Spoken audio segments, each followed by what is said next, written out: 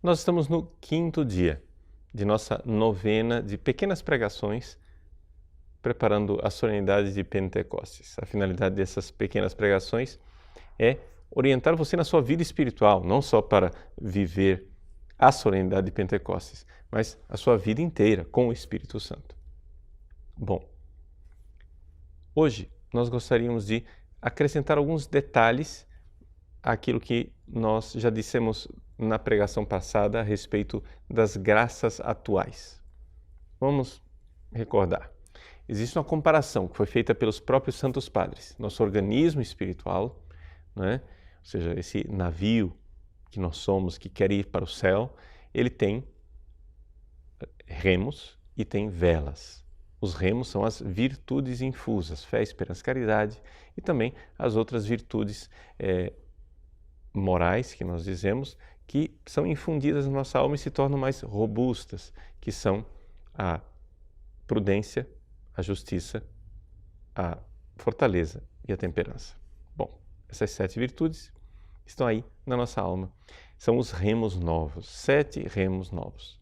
E os dons do Espírito Santo, que são 7 velas, não é? Nós vimos que existe uma diferença na ação dessas realidades. As virtudes, você opera e Deus coopera. Deus está ajudando você a realizar aqueles atos virtuosos. Porém, esses atos virtuosos, por mais que nós queiramos, são sempre muito imperfeitos. E é por isso que é necessário que haja também uma ação divina, que é quando nós recebemos as inspirações divinas, ou seja, o sopro do Espírito Santo, nas velas da nossa alma, que são os 7 dons do Espírito Santo. Então aí nós temos Deus que opera propriamente. É por isso que dentro da teologia a gente diz que a graça que é dada para que as virtudes se desenvolvam, é sempre a graça atual que nós estudamos na pregação passada, essa graça atual, quando ela age nas virtudes, é chamada de graça cooperante. Porque você que está agindo e Deus está lá cooperando com a sua ação. E a graça, quando ela age nos dons do Espírito Santo, é chamada de graça operante, porque ali a operação é realmente divina, né? É uma operação deiforme, nós poderíamos dizer. Bom, para a gente entender então a diferença, que é um barco movido a remo, um barco movido a velas. Essas duas coisas se alternam, não é? Na nossa vida espiritual. A gente vai remando, de vez em quando Deus dá uma soprada, nos ajuda e fica mais leve, fica mais fácil remar, porque Deus está soprando nas velas. E assim a gente vai caminhando para o céu. Mas a finalidade um pouco dessas nossas pregações é uma finalidade bastante prática. Então eu gostaria de explicar melhor essa realidade da graça atual. Por quê? Porque quando a gente usa o nome graça atual, você acha que é uma coisa só. Não. O número de graças atuais assim, é infinito, né? Porque são realidades da intervenção de Deus na nossa vida. Então, eu estou falando aqui muito objetivamente como é que a graça de Deus põe em ação, não é? As virtudes e como é que a graça de Deus põe em ação os dons. Mas essas graças atuais, elas são muito numerosas e estão presentes na nossa vida espiritual inteira. Então, para você entender isso, é importante. Por quê? Porque na sua vida de oração, você vai pedindo as graças atuais, como eu ensinei para você, né? Na nossa pregação passada. Mas para pedir as graças atuais, não só para as virtudes, não só para os dons, mas também para tudo.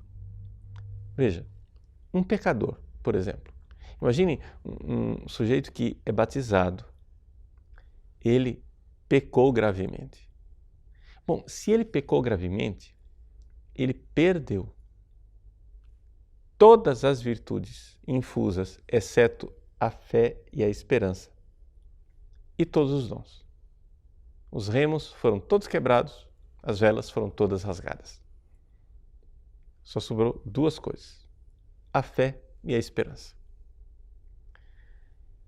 Não é possível uma pessoa perder a fé e a esperança? É claro que é possível, mas aí ela vai ter que pecar diretamente contra a fé e diretamente contra a esperança. Então vamos supor, você, Deus não permita, mas cometeu adultério. Então, as virtudes foram jogadas fora, as velas foram rasgadas. Mas a fé e a esperança ainda estão lá, né? Meio que agonizando, ou seja, você cortou o fluxo de vida divina que pelo cordão umbilical chegava até esse organismo sobrenatural. E a fé e a esperança ainda estão lá. Mas esse pecador que tem fé e tem esperança, ele recebe a graça.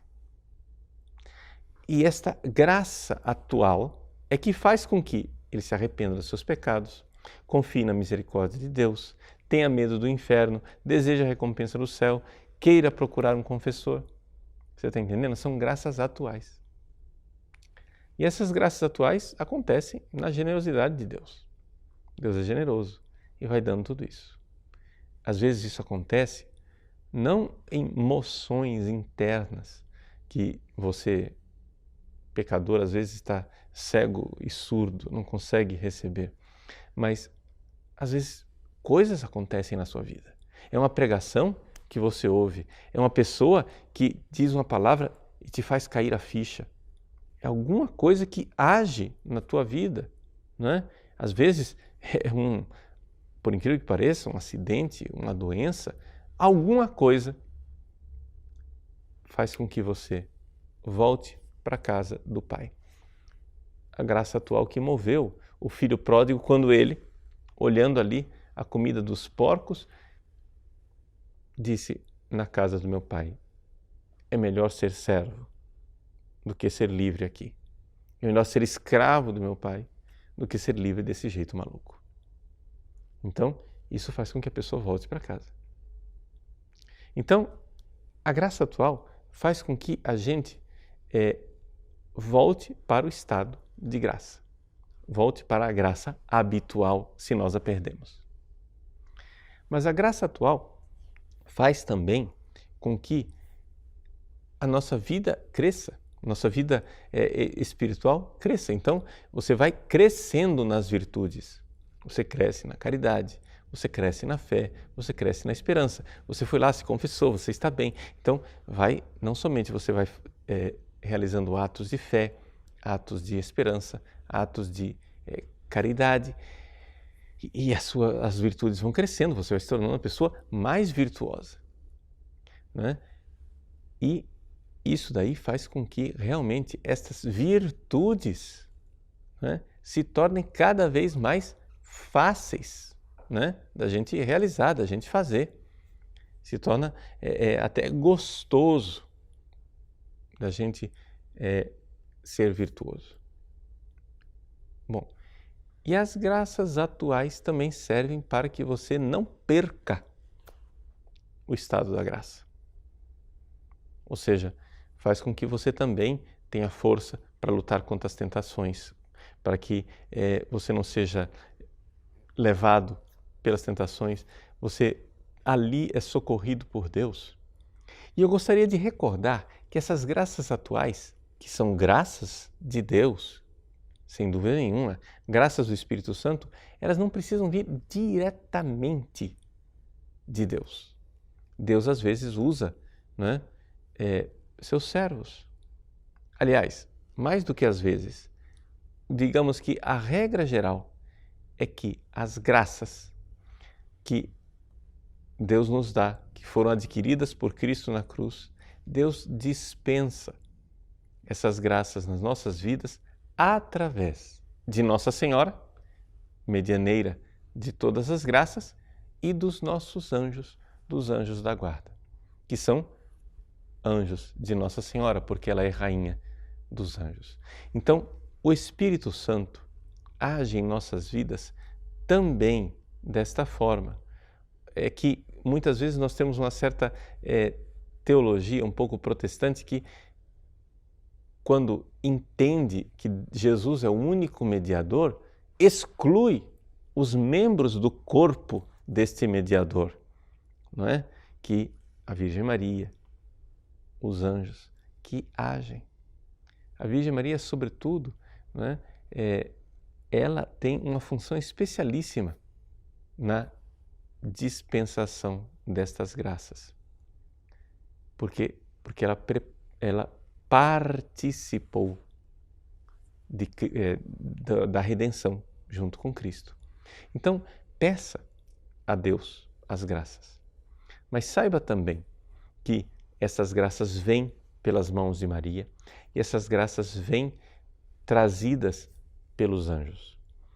Por quê? Porque é verdade, a graça incriada, ou seja, a graça que não foi criada por Deus, é o próprio Deus que se doa. Mas quando Deus se doa, Ele cria reações em nós. Pois bem, essas reações criadas, essas diferenças que acontecem em nós, esse organismo criado que vai sendo colocado em nossa alma, não é? É realmente algo de maravilhoso. Mas, para que esse organismo se ponha em movimento, precisamos de graças atuais, que são também criadas. E essas graças atuais são dispensadas por Deus, e Nossa Senhora e os anjos são importantes. Então, saiba disso. O Espírito Santo é fundamental na nossa vida espiritual. Precisamos pedir a Deus o Espírito Santo, mas nos recordemos da função da Virgem Maria, esposa do Espírito Santo, ao recebermos essas grandes graças, e dos nossos santos anjos da guarda, que sempre estão a serviço de Deus para a nossa salvação.